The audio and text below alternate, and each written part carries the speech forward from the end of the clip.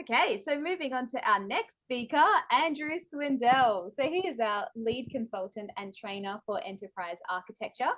He has over 20 years experience as an enterprise architect and successfully led architecture teams delivering major change programs, developed architecture practices, deployed strategic analysis of performance issues using patterns and value methodologies, and presenting architecture value at board, executive, and project team level. He also presented at several conferences, including the European EA Conference in London, the World Architecture Summit in Sydney, provided numerous presentations at the Chief Data Conference, provided numerous presentations at the Chief Data Officer Conference for the APAC region, and has written over 15 e-books across a range of EA disciplines. Here is Andrew to present the line of sight model and how it can transform your architecture outcomes. So welcome, Andrew. Yeah, thank you so much, Jackie, and a pleasure to be here. And yeah, what are some amazing insights so far? And I hope you're taking lots of notes. There's certainly lots of insights and opportunities to take this information back to your own environment and deploy it today, tomorrow, next week, so to speak. With this particular session, you'll notice Nigel touched on the need for alignment and synchronization between the strategy, enterprise architecture, and program delivery. You'll recognize that George was talking about those different perspectives and around a simple sandwich and how those different perspectives can really make or break how you deliver value in the organization. And Judith's wonderful presentation on the human side and how if we can have some clarity and collective strength around our architecture and how we deliver value, then we're more likely to win that battle for eyeballs, hearts, and minds amongst our stakeholders. So what I want to do with this particular session is really just give you a very simple, practical model that you can take back to your organization today, tomorrow, next week, in terms of how you view the organization, how others view the organization, and how you can collectively move forward in delivering some pretty amazing outcomes. So I often use the rowing eight as an analogy. The rowing eight is quite a unique beast. It's made up of 8 individuals that come together with a cox, trying to provide some direction. But there's a lot of dynamics within that rowing eight that we can take in terms of our own corporate environments as well. That rowing eight, you need to have the right people in the right seats. They need to be aware of that training program. They need to be aware of the race strategy.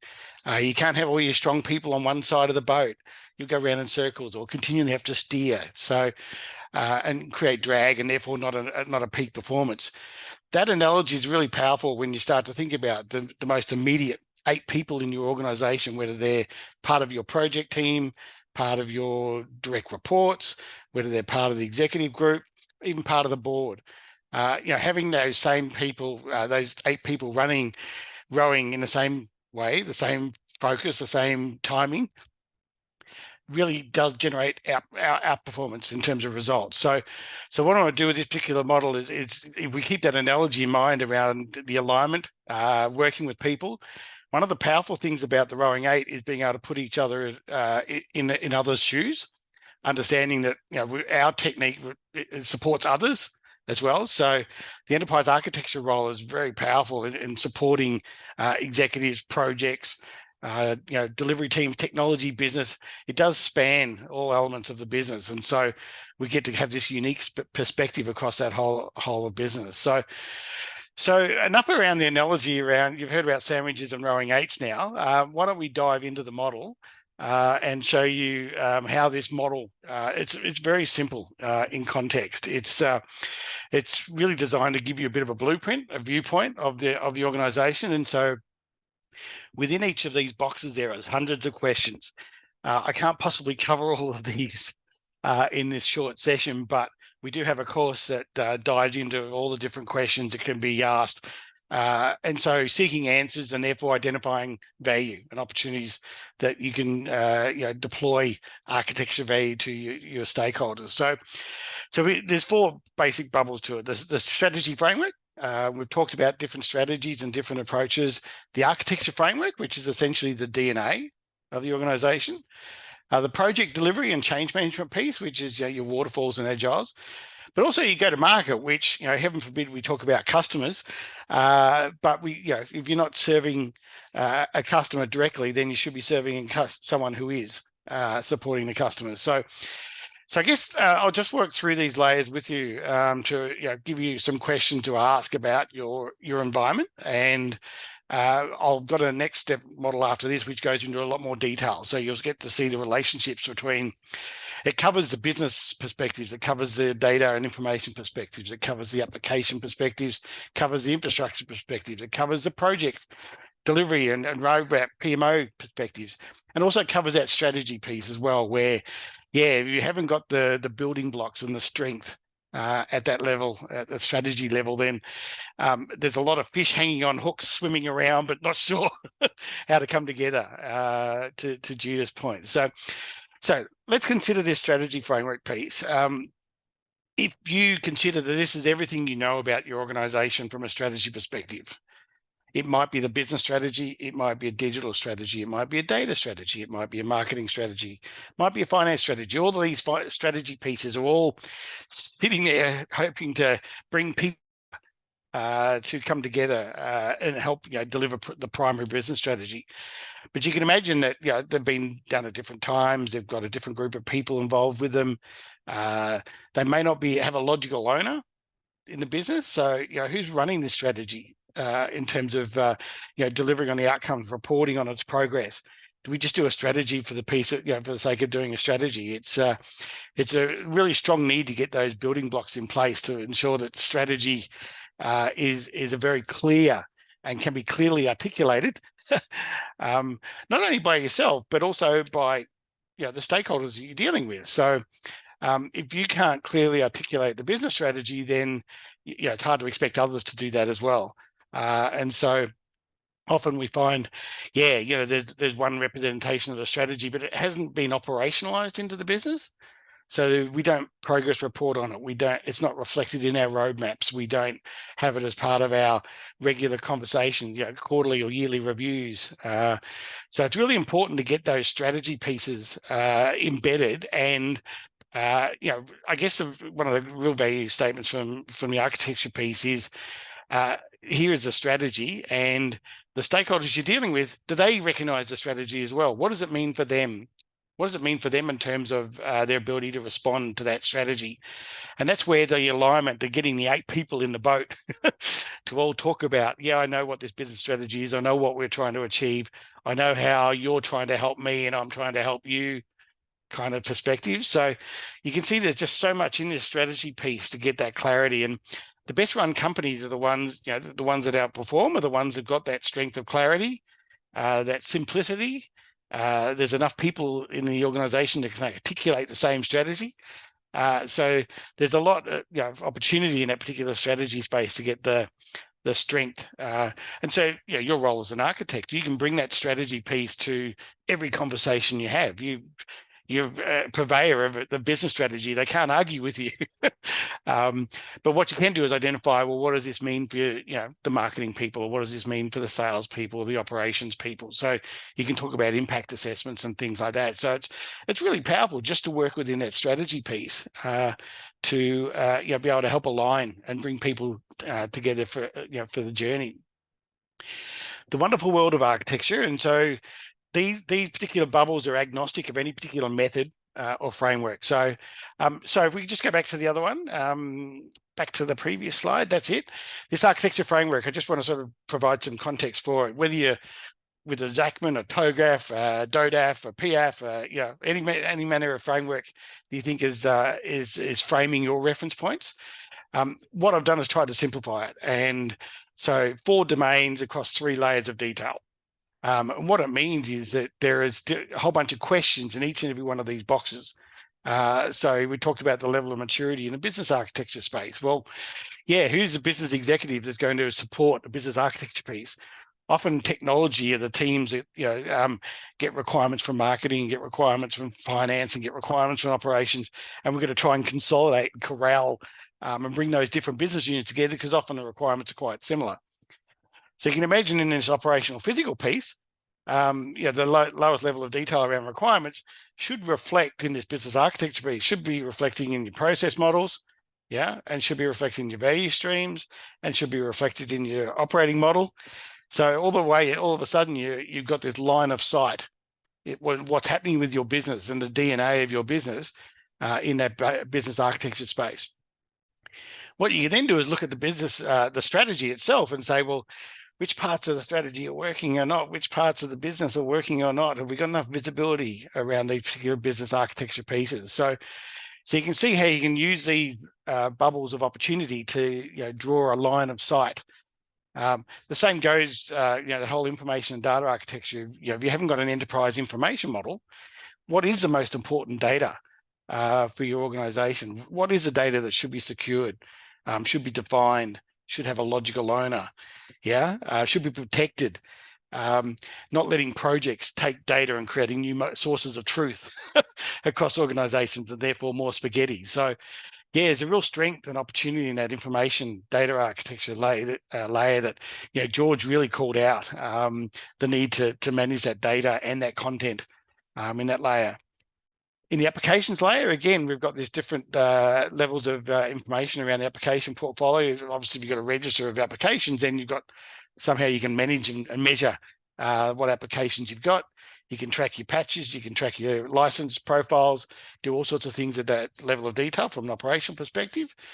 I guess from an executive perspective, they don't want to see the long list of 300 applications you might have in the organization, but if you can clearly represent what applications support what functions or capabilities, then you've got a chance of creating some logic around the model and a story that they can buy into. What it also allows you to do is do impact assessments as well. The scoping activities are really quite a lot quicker to market in terms of those scoping activities.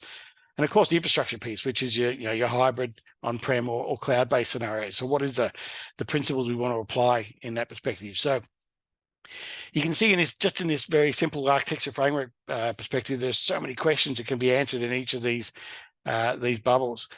The project delivery and agile change management piece, that's where your delivery runway, your funding, your risk management, your dependencies, your scope, all of those scenarios come into play. And what is the measure or mix of hybrid versus waterfall projects, and what are you going to let go in an agile sense, and what do you need to have more control of in a waterfall sense? So really just having visibility to that runway, that roadmap, understanding the impact of that roadmap on your architecture and on your strategy. So again, you can start to draw some comparisons in terms of your ability to deliver on your business strategy. And of course, the customer go to market. How do we go to market? What are the omni-channel scenarios that we need to consider? The products, the services, the channels, the messages, what customer segments? I mentioned that if we're not, supporting directly someone who's directly supporting a customer, then those that are supporting customers directly, you want to be able to get right behind them and to help them deliver a better outcome, more value to your customer base. So 4 buckets. If you take that view back to your organization and go, what do I know about my strategy? How mature is our architecture? What level of detail is that architecture at? Do I know much about the delivery runway or roadmap? Have we got some funding? Have we got some sponsorship? And do I know much about our customers? So even reaching out to your marketing teams or sales teams and, can you give me a half-hour overview of our customer base? What does that look like? So you can see there's lots of opportunities to gather information about your organization, your environment, and start to ask some questions about, well, what can I into? Where can I most value be? And the gaps and challenges will start to become really apparent once you start to step into those conversations. So that's the highest level view of the model. Let's go to that next slide and look at the next level of detail. And this is, if I've given you 50 questions already, there's another 150 questions here in this context. So when we talk about that strategy bucket, again, understanding the vision, the principles, business orientation, the goals, the measures, they should be basics for every strategy that you documented that you ever see, ever get to buy into, ever get to support and deliver.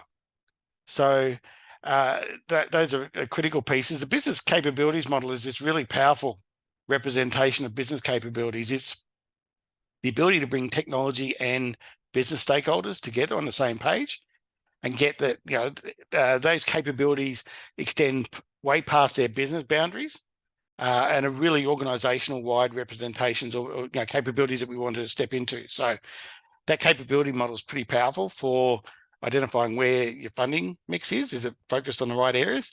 You can do RAG ratings on your capability, so red, amber, greens. Understanding what what are the reds that you really want to focus on, or where should you focus most of your funding and investment on what your capabilities. And in that capability model, each capability you can do a whole bunch of mapping around what processes need that capability, what people, users, what user groups, what data, what applications have we got to support that at the moment. One of the big insights we've seen from a lot of the capability-based modeling is we see multiple applications performing the same function. And so you can see that the duplication, the ability, the amount of extra IT that needs to be supported, the amount of extra skills that need to be maintained, the ability to share information when we've got these multiple applications doing the same thing, really does create a little bit of a handbrake. So opportunity to simplify, bring some business cases to life as well. So we break this. I've gone through the architecture framework in enough context, but the project delivery and agile piece is really powerful as well, because agile runs quite differently to waterfall, and so the level of architecture oversight is quite different. Within a level of risk or an appetite for risk, you let the agile teams run directly with the users, and often that works when you've got an established platform and you're really just talking about configuration changes within a tight scope.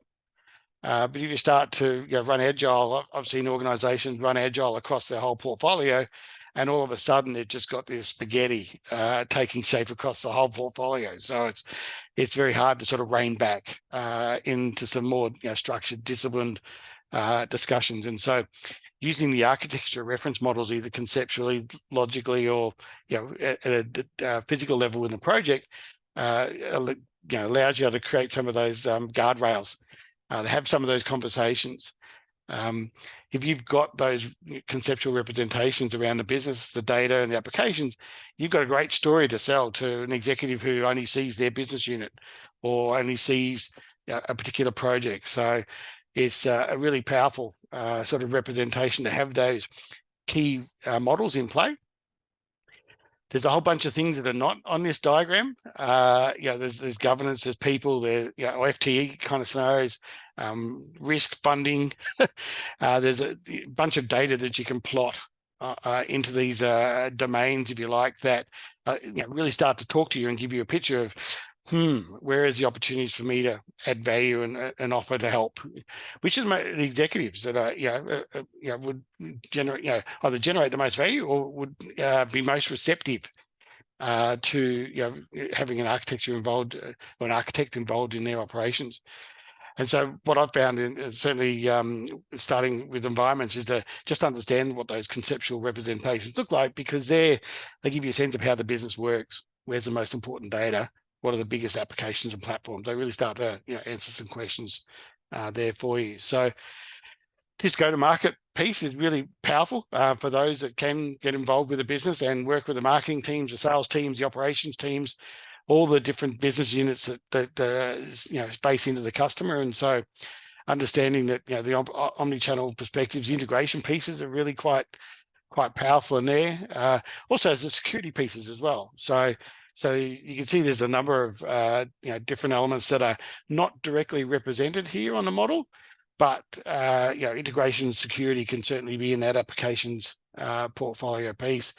How data, all of these need a level of governance as well. So who's governing business architecture or data architecture? Is there a movement? Is there a group of people coming together to bring data management to life, to uplift our data assets, to make decisions across business units that affect the value that's been generated for the customer? So I've been in environments where they have different naming conventions for the same asset, and they bump into each other and they've got to translate, and it's because they hadn't got that strong business alignment, business perspective, and nor do we have enough visibility to the data as well. So So yeah, really powerful, I guess, in terms of using this model. Is there any questions at this stage, Jackie, that may come up?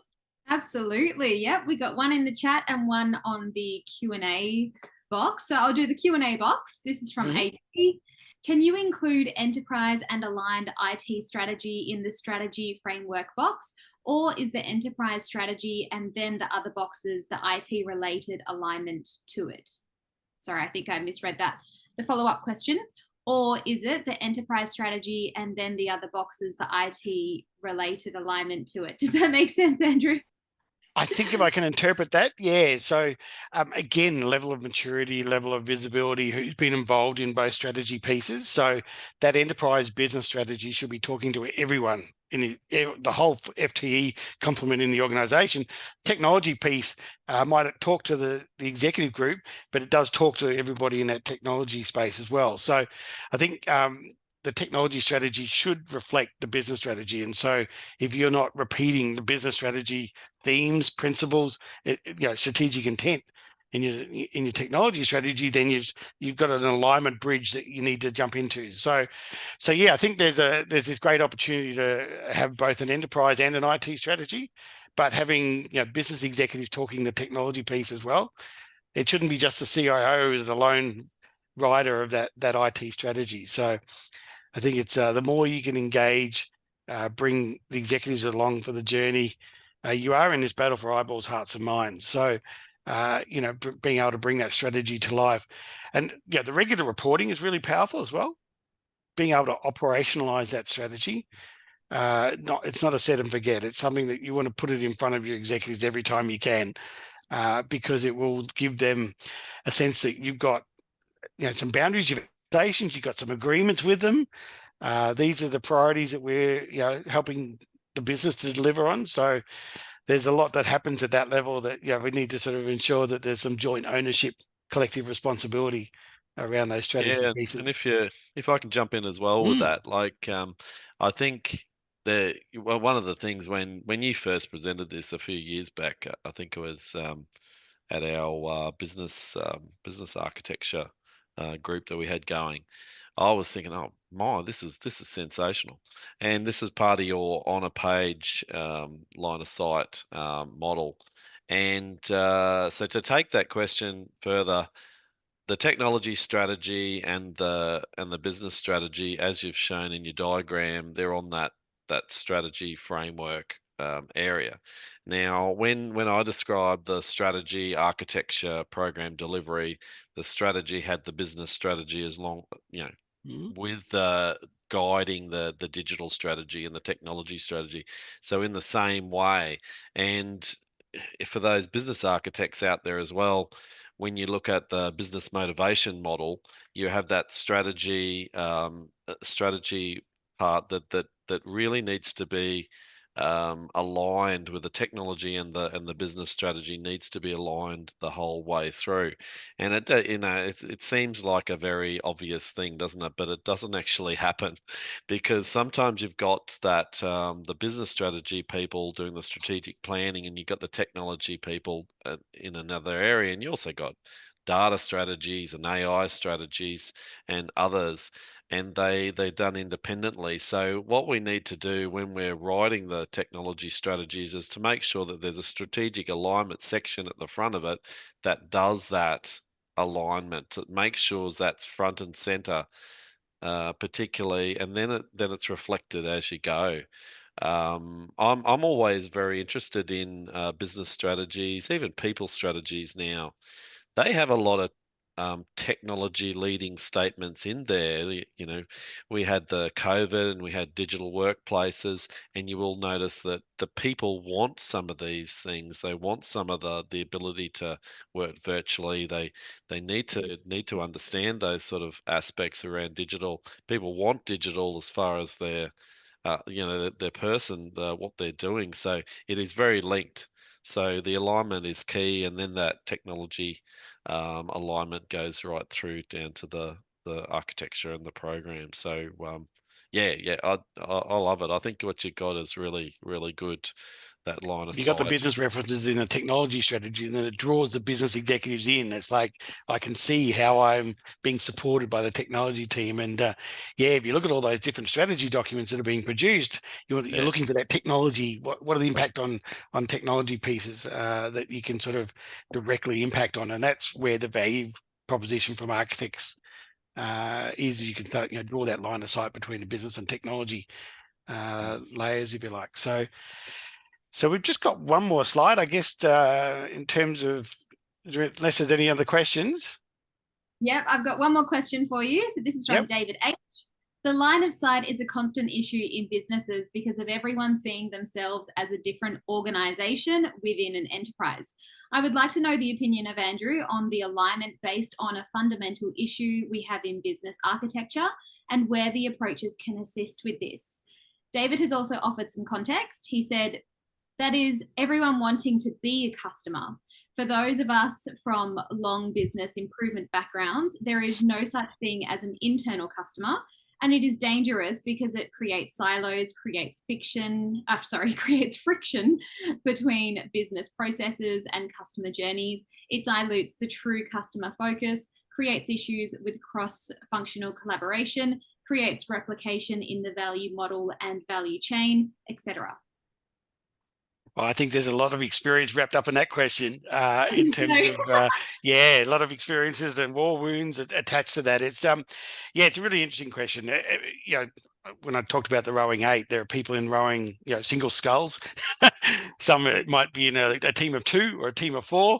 Ideally, you create teams of 8. You're more likely to get critical mass of people coming together.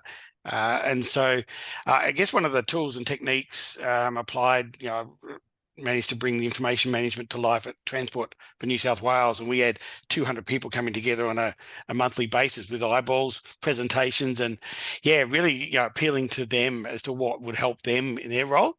And then being able to use your reference models in anger. So the value streams and operating model is a really powerful representation because it breaks through all the organizational boundaries, job boundaries, roles, levels of detail. It's a strategic view of the business and how we think it's running, and they can throw stones at it and interrogate it and adjust it based on their reference points. But what I've found is you can get that strength in that business architecture space through the value streams and the operating model. The business strategy canvas is another tool in that space as well, that getting that strength, those three models in play at the conceptual level, then it's hard for them to argue or molding their experience or understanding who they should be talking to if they're going to deliver a particular value from a value stream. So I guess I've used those 3 models in anger to sort of really bring people together. Not everyone will be on the same boat. They won't be all paddling in the same direction. We've all heard of lay down Sally in a rowing context. It's I think there's just there's a level of resilience required around bringing people along for the ride and those who want to be engaged with the organizational story as well. So I hope that answered. There was a lot in that question, but I think we could put a whole course together around that wonderful world. So I guess just to give you a sense of, hopefully I've given you 50 questions today with a very 4 simple buckets of potential opportunity and value for you to deliver value to your stakeholders.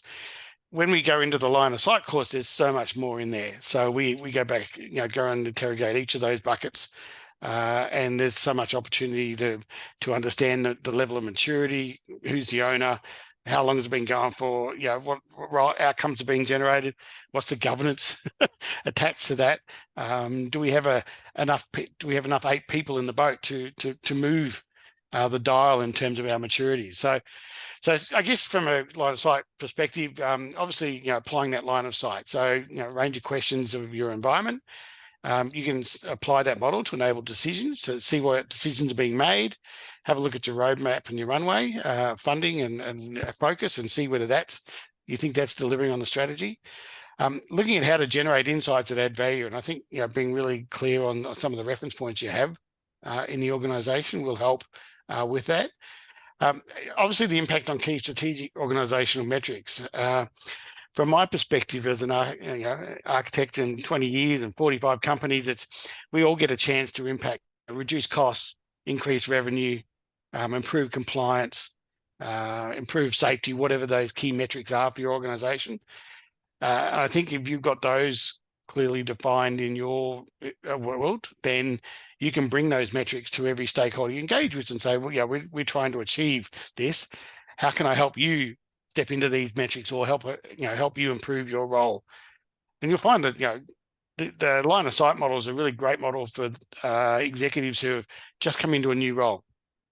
That 100-day plan where I don't know much about this organization or the environment. I don't know who's who in the zoo. I don't know what we've got to play with. I don't know, where the strengths and where the challenges and where the roadblocks are. But I can interrogate the strategy. I can look at the architecture, framework, and maturity. I can look at our delivery runway, and I look how we go to market with our customers. So, if there's the 4 key questions you can start to dive into, then you'll start to get a real sense of what's happening in the organization, and therefore how you can deliver more value in your role. So, and I guess this last point is really powerful around the operationalizing of your strategy. I have seen a lot of strategies that sit in the shelf, and they might have a yearly review at best. Some of them get to the end of a 3-year strategy and wonder why we didn't deliver, or we delivered by accident, not by design.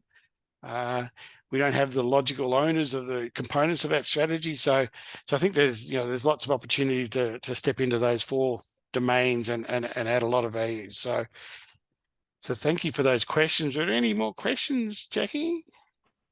I have a question here. Can you describe one of the best use cases for using the model in an organization, the line of sight model? Yeah, lots of good use cases over the years. I won't name the bank, but essentially they had a $550 million wish list of projects that had come from all the executives, and the technology and portfolio team were going, what am I going to do with this? So essentially they only spent about 70 or 80 million a year, in terms of capacity, their ability to deliver, the project. So they had like an 8 or 9 year runway of projects that was, you couldn't possibly deliver on it. It was just complete overload. But what we're able to do is, use the business strategy, the key hooks from the business strategy. We were able to use the capabilities model. We were able to use the business operating model and how the business operates. And what we're able to do was cut that down, through a series of conversations and alignment and, bleeding heart kind of conversations, because my project's more important than yours. There was, that's the reality of the world we live in. We have to deal with people. We are people-based businesses that are dealing with people. And so we have to deal with all of those different, passion projects and agendas and who's, screaming the loudest, so to speak. But what we're able to do is, use the power of persuasion and some of those, human scenarios that Judith talked about, and obviously using our sponsor and the CEO in that context as well to whittle that down to 180 million over 18 months. That basically allowed us to keep the lights on, step into the compliance requirements.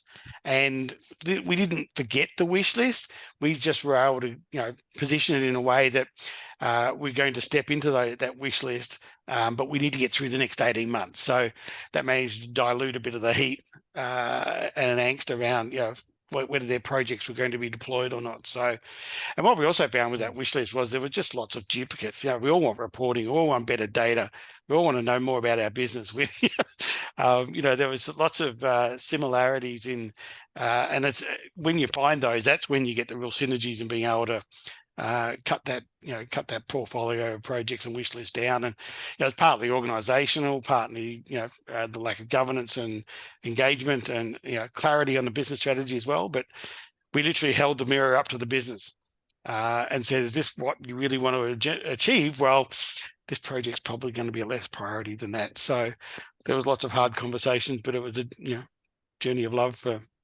8 or 10 months. That's a good segue, Andrew, because so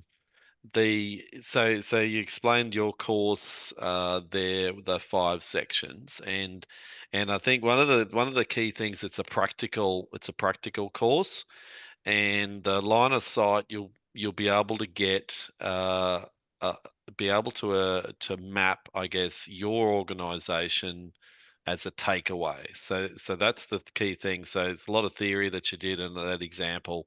And I think that's the same with what I was talking about with a strategic architecture approach. We've got a course where you're able to develop a high-level digital strategy and how that would look. So I think I guess yours and mine, it's sort of very similar presentations, and you're basically trying to put that into action when you run through the course. So I think it's really good, and like I've seen your presentation a few times, but I acknowledge that if you were coming in without that, seeing it through, and it's fairly fast, that there's a lot of information. So just be aware that when Andrew goes through the course over 5 hours, so there's 5 hours attached to the whole course, that you'll get that, a much more of a stepped through sort of understanding. I think that makes sense, doesn't it, Andrew? So